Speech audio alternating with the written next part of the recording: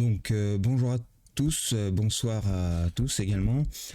Merci à ceux qui me regardent sur YouTube et bien sûr en live sur Kik. Donc si le contenu vous plaît, n'hésitez pas à me laisser un pouce bleu, un petit commentaire si vous avez donc des questions sur ce que je vais vous présenter en ce qui concerne l'analyse plutôt long terme de Ada Cardano et là on est plus sur le thème mathématique et également sur les points de contact pour éventuellement voir si cette crypto-monnaie euh, est, est l'avenir ou pas, tout simplement. Donc on va pas parler de fondamental, on va exclusivement se baser sur l'analyse technique. Donc je vous souhaite un bon visionnage. Si vous avez des questions, n'hésitez pas à les poser dans le chat. Et comme je disais en commentaire, donc sur YouTube, j'imagine que vous aurez plein de questions ou plein de de contradictions, hein, pourquoi pas, sur ce que je vais pouvoir vous énumérer. Donc c'est parti, on y va. Alors.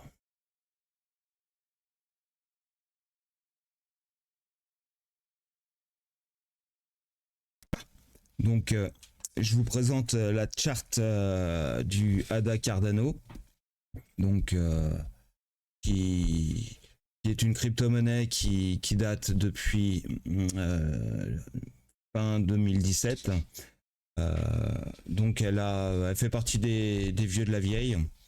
Donc c'est Hawkinson qui gère cette entreprise. Il était à l'époque avec Buterin chez Ether. Donc il a créé sa propre entreprise et a lancé le jeton que voici. Donc c'est un jeton plutôt natif, rapide, plutôt bien sécurisé, avec une certaine complexité cependant sur sa méthode de travail. Faut connaître quand même pas mal le protocole Ada Cardano pour pouvoir travailler dessus, mais cependant ils sont en pleine innovation. C'est une des majeures du market cap à l'heure actuelle. Donc, ne prenez pas peur en voyant ma charte. Je vais essayer de vous expliquer un petit peu ce qu'il en ressort, de ce que j'ai pu en tirer, en tous les cas, sur cette analyse. Et donc, on va commencer doucement. Donc, on va déjà commencer par s'occuper des cycles. Donc on a tout simplement, comme vous pouvez le constater, on a donc trois cycles. On a un cycle de baisse, hein, quasiment. Donc ADA a été mis sur le marché. Bien sûr, il a été pumpé. Non pas forcément par les plus gros intéressés, mais tout simplement par les personnes qui ont investi dès le départ dans le jeton. Et tout de suite derrière, il a subi la correction de Bitcoin, Ether et certains autres qui à l'époque y étaient. Donc on a eu quand même une correction qui est assez forte sur le premier cycle. Donc il a duré, donc en ce qui concerne ADA, on est bien d'accord. Donc de décembre 2017, comme la plupart, hein, jusque il s'est terminé concrètement le 11 mars 2020, proprement dit, hein. Cependant, comme vous pouvez le constater, on a quand même eu des périodes de stand-by où on pouvait se poser les questions si on partait de nouveau à la hausse ou pas. Ce qu'on pourrait appeler de nos voeux un éventuel bull. Voilà. Mais ce qui s'est passé ici, mais derrière, en tout cas en ce qui concerne Ada Cardano, il s'est fait corriger davantage par rapport à son plus bas qui précédait. Donc, on a donc, comme je disais, un premier cycle et un cycle de hausse, donc qui a donc démarré proprement dit le 11 mars, donc hein, là où il y a eu la fin concrète du bear market précédent. Un départ le 11 mars, cependant il fallait y être. Pas facile. Et donc jusque on pourrait considérer jusqu'au 25 août, en tout cas la semaine du 25 août, parce que non, on est en journée, donc effectivement au 25, 25, 27 août, où on a commencé rapidement à corriger de façon très sévère et très rapide, en tous les cas sur cet actif. Donc un cycle de baisse, un cycle de hausse, un cycle de baisse. Donc là actuellement, on est en train de, concrètement, si on peut se référer à ce que je vous ai énuméré sur les points de contact, donc on est censé être en fin de bear market, peut-être pas, hein, sait-on jamais, mais en tout cas de fin de cycle, voilà, fin de cycle, tout simplement. Donc un cycle, deux cycles, trois cycles, pas compliqué jusque là. Donc elle est assez facile à analyser cette crypto. Elle est très mathématique, encore une fois, comme beaucoup de crypto-monnaies. Les cycles se répètent et se rejoignent sur des points qui sont extrêmement impactants pour des acheteurs ou des vendeurs éventuels. Donc, on va par exemple prendre le premier cycle. Qu'est-ce que j'ai pu vous raconter dans ce premier cycle? Donc, on a eu un cycle de bear market. Donc, moi, je compte pas cette hausse-là. Je la considère incluse dans le bear market. Parce qu'en fait, Bitcoin était déjà en train de baisser à ce moment-là. Bon, lui, il est monté parce qu'il s'est présenté sur les marchés. Les gens ont sauté dessus. Ça a permis en plus de prendre leur Bitcoin pour le mettre dedans. Enfin, c'est tout un système que vous connaissez très bien dans la crypto. Donc moi, ça, j'y prête pas particulièrement attention. D'ailleurs, je ne rentre jamais sur une ouverture comme ça. C'est pas mon délire. Donc ensuite, donc la crypto-monnaie est donc descendue sur un premier bear, donc qui s'est terminé donc au 25 novembre environ, hein, 25 novembre, 11 décembre. Et ensuite, on a suivi d'un range, puis de nouveau, donc on ne peut pas considérer ça comme un bull, mais plutôt comme un bull trap. Et donc derrière, on a recorrigé de nouveau pour recommencer un espèce de ressort. Et ensuite, de nouveau, une descente. Donc ça, tout ça, pour moi, je l'inclus dans un bear market, parce que si on se situe en haut, on a acheté ici, on se retrouve ici, on se rend bien compte que il y a un delta extrêmement important. Donc ensuite, par contre, on a commencé donc un nouveau cycle de hausse qui a duré donc du 11 mars au 2 septembre. Donc en revenant sur ce premier cycle, on peut remarquer qu'on a ce que moi j'ai remarqué en tout cas, c'est qu'on a inclus, hein, moi j'ai inclus ça, hein, je m'en excuse pour ceux qui sont pas ouverts à cette idée, mais cependant je l'ai inclus dans le bear, ce qui nous a donné 371 jours de descente franche, assez franche d'ailleurs, et suivi d'un range qui a duré 90 jours. Et ensuite, pour recommencer, 371 jours consécutifs quasiment de bear market, un peu moins violent parce qu'on a eu des opportunités d'achat, mais cependant, on est resté baissier pendant exactement 371 jours, comme, si je puis me permettre, selon moi, comme le cycle précédent. Donc, bear 371 jours, bear 371 jours, avec 96 jours de range. Donc rien de haussier là-dedans. Ensuite, on est parti en boule pendant quand même 132 jours, ce qui est pas mal, mais ridicule contrairement à ce qu'on a pu voir dans le bear market. Donc il fallait être quand même présent sur les marchés à ces moments-là pour pouvoir entrer et éventuellement sortir si le moment vous en donnez l'envie. Donc suivi d'un range, hein, on a hésité là à savoir qu'est-ce qu'on fait. Ada a donné confiance, donc on a décidé de continuer donc cette hausse de nouveau pendant 132 jours, étonnamment. Donc un range de 160 jours et de nouveau un bull de 132 jours qui nous fait donc un total de 264 jours approximatif, hein. Mais cependant on peut remarquer qu'on a également deux cycles extrêmement identiques. Derrière ceci, on a eu donc un range quasi similaire d'ailleurs à celui-ci, sauf que là on en a décidé autrement. On en a décidé que le cycle se termine à ce moment-ci.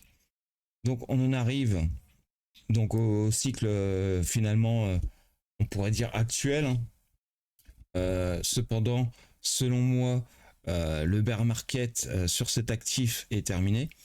Il aurait quand même duré 253 jours selon moi.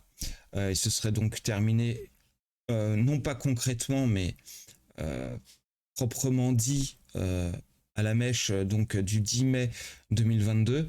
Alors, il me semble, alors je suis pas sûr, mais c'était l'histoire FTX, mais bon, je vous le garantis pas.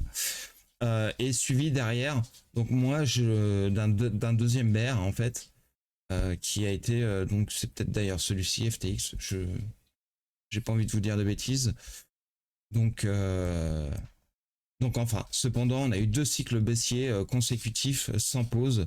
Ça a été très très très très violent pendant 506 jours exactement. C'est énorme. Et ensuite, range donc que j'estime environ depuis le début d'année pendant 253 jours, selon moi, qui devrait durer. Pourquoi? Parce que c'est ce qu'on appelle le carré de Gann. Le carré de Gann. Alors j'utilise ça sur cette crypto. Alors c'est pas toujours le cas, hein. Toutes les cryptos ne fonctionnent pas de la même façon. Mais celle-ci, elle m'a l'air assez cohérente sous cette forme. Pourquoi? Parce qu'on a eu un double ici. Hein, donc un double avec un bear au milieu cependant. Et puis un double ici avec un bear au milieu cependant. Et un autre bear ici. Donc d'ailleurs, si vous regardez, je crois même que les deux ranges ils sont quasi identiques, celui-ci et celui-ci. Donc c'est à souligner. Ils se ressemblent d'ailleurs comme deux gouttes d'eau les trois. Donc voilà. Par contre là on arrive vraiment dans quelque chose d'assez différent. On a un range qui dure. On a eu donc une hausse qui nous a fait espérer de nouveau un éventuel retour à la hausse, un peu comme le Bitcoin pourrait le faire, hein, d'ailleurs l'a fait, le fait. Et là on retourne à la cave, comme vous pouvez le constater. Donc comment estimer à savoir si on a fini ce cycle et qu'on va pas redescendre à la cave encore plus loin, ou si vraiment, comme je l'ai entrepris, on pourrait éventuellement encore ranger jusqu'en octobre 2023, ce qui n'est quand même pas rien, avec éventuellement peut-être des opportunités d'achat à ce moment-là, pour pouvoir, bien sûr, pourquoi pas ressortir. Ça dépend du cours, hein. Je vais vous faire un dessin si vous voulez. Bon, j'imagine que vous comprenez bien ce que je veux dire. Donc en imaginant que le cours retourne sur un point de tension, et puis il retourne, et puis ainsi de suite. Et puis à ce moment-là, on sortirait du trou. C'est ce qui est... Voilà, c'est ce qui est le plus probable en tous les cas, hein. Je vous garantis pas, hein, on pourrait très bien, pourquoi pas, sortir comme une flèche. Mais bon, c'est pas trop le style de Ada Cardano de faire ça. Donc voilà. Pour moi, ce type de réaction me semble plausible. Donc, comment calculer à savoir si on descend pas plus bas? Donc j'ai essayé de faire un bref calcul qui nous amène à ce long périple donc de premier bear market, donc de premier cycle, qui nous a amené à 842 jours et un volume total de 606 billions de dollars, et suivi donc d'un bull market, si je puis dire, de seulement 71 millions de dollars. Donc, comme on peut le voir, il y a un trou dans la raquette. assez important. Donc, d'où cette correction qu'on a donc subie, qui correspond donc aux 15 billions de dollars supplémentaires. Mais ça n'empêche que si vous prenez une calculette, que vous faites 106 billions moins 71 billions plus 15 billions, il manque 20 billions. Donc les 20 billions, où ils sont? Bah, c'est simple, quand on connaît un peu l'analyse graphique, alors j'apprends pas ça à tout le monde, mais peut-être que je vais apprendre ça à quelques-uns, en tous les cas je l'espère. Euh, ce trou dans la raquette, il faut le trouver là. Donc il est ici, hein, tout simplement ici. Donc j'ai tracé une médiane entre les deux, et que j'estime être le point pivot pour un retour à la hausse éventuel. Euh, ce qui me fait penser à ça également.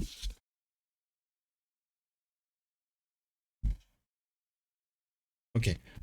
Donc, on va peut-être effectivement faire une petite pause, à savoir si vous avez compris deux, trois petites choses que je vous ai énumérées.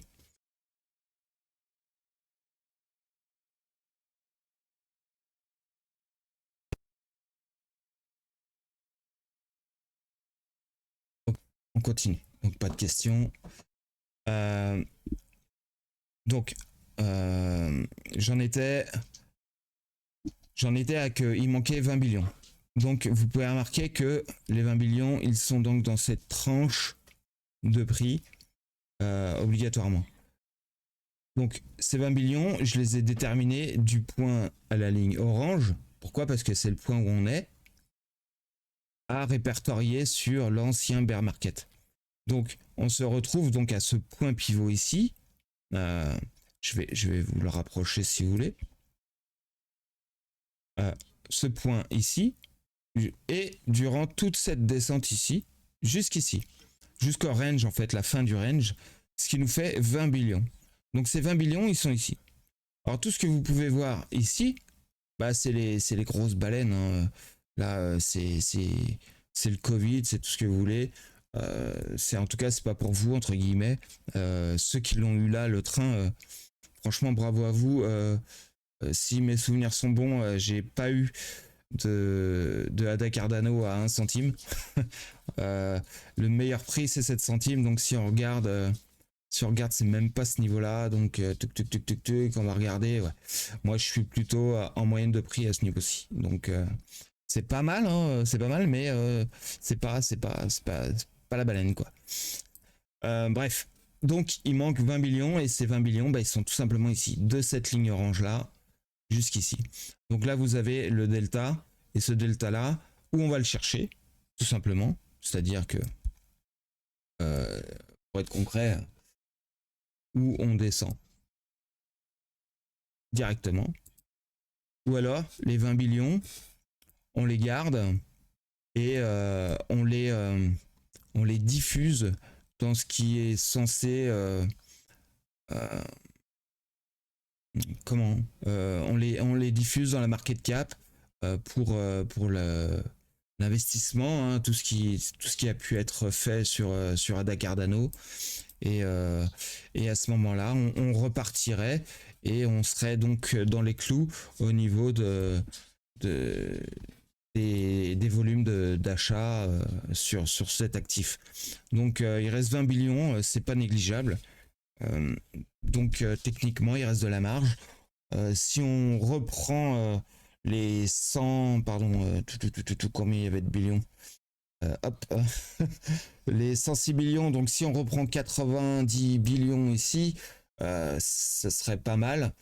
D'autant plus que on est censé partir pendant 506 jours, parce que si on se réfère encore une fois à Gann, donc 1 plus 1 égale 2, tout simplement, et 2 plus 2 égale 4. Donc c'est ce qui nous amènerait sur un bull market de 506 jours théoriquement. Donc range compris, peut-être une part bear market, mais relativement courte.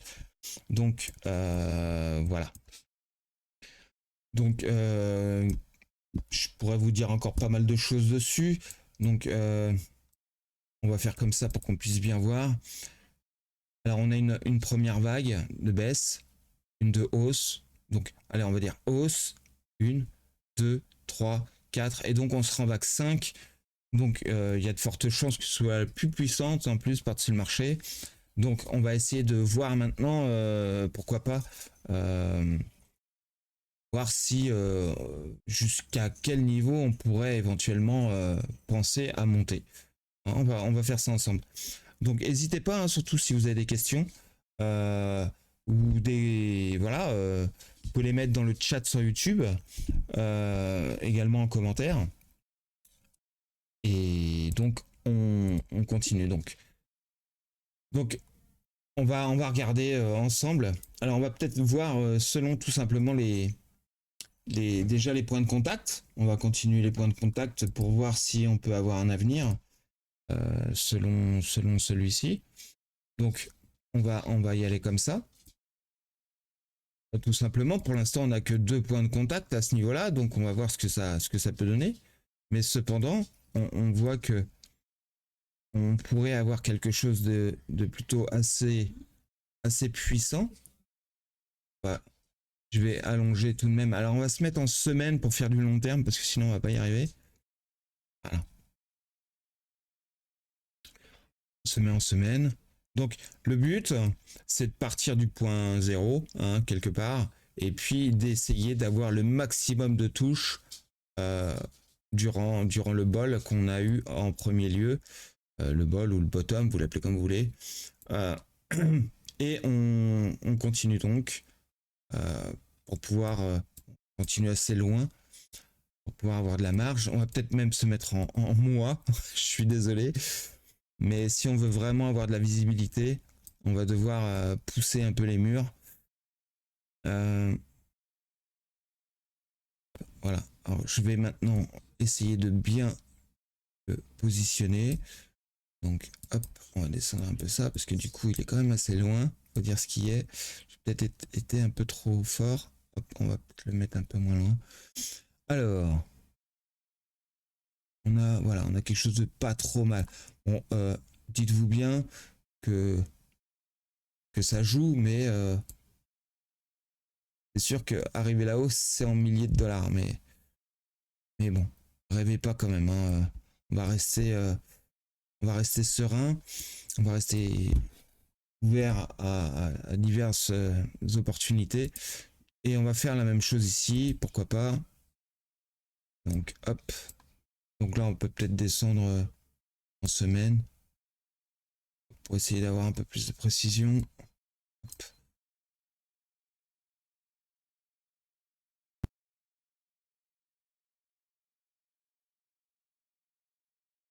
Donc on a quand même quelque chose d'assez qui est en train de se terminer. Hein. Donc voilà. Donc dans tout ça, qu'est-ce qu'on pourrait voir? On va faire la même chose. Hein. On va essayer de le pousser au maximum vers le haut pour voir si on a un résultat. Déjà.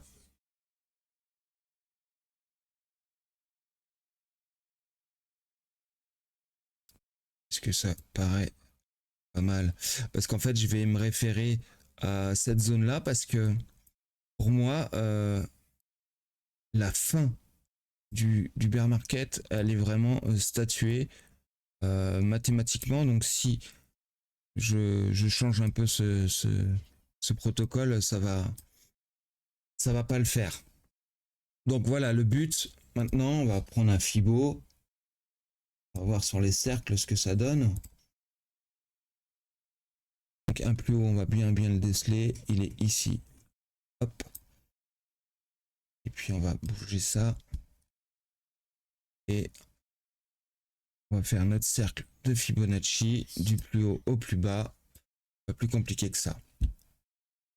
Donc ça me donne voilà, une vision assez intéressante. On va le noter.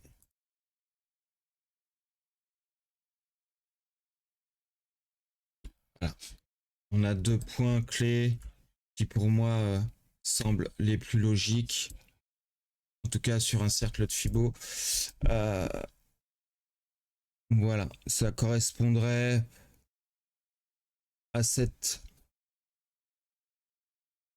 Je vais faire un petit cercle, un petit carré, c'est pour ça un petit rectangle. Un petit rectangle que voici.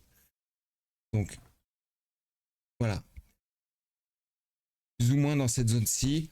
Donc ce qui nous ferait un delta extrêmement important entre 18$ et 210$. Donc ce qui est quand même assez énorme. En sachant que l'on ne va pas encore chercher le haut du panier.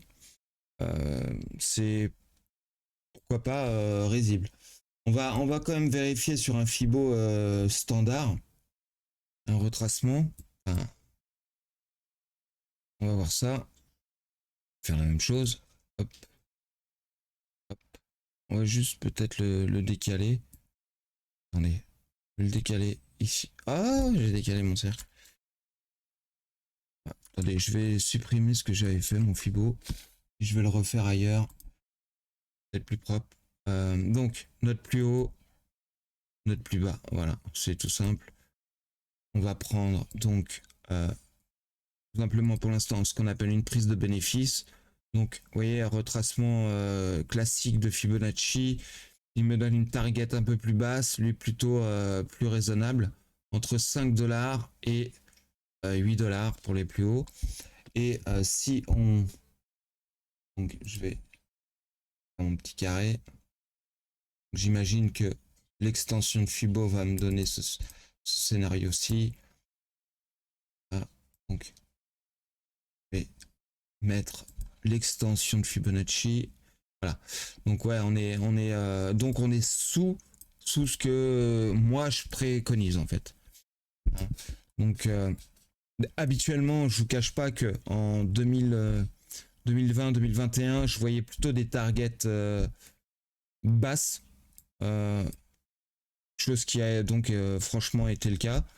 Et par contre, pour cette vague-ci, je vois vraiment une adoption majeure sur cet actif.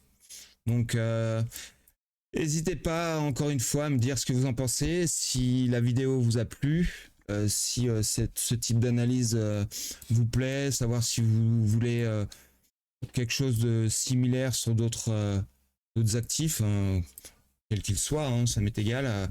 Je demande juste qu'il y ait un peu d'ancienneté sur le jeton parce que on a besoin de vision pour faire ce genre de choses.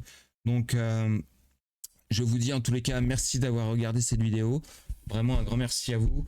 N'hésitez pas à me soutenir en mettant un petit pouce bleu et puis un com. Voilà. Merci beaucoup, ça m'aiderait beaucoup. Allez, au revoir.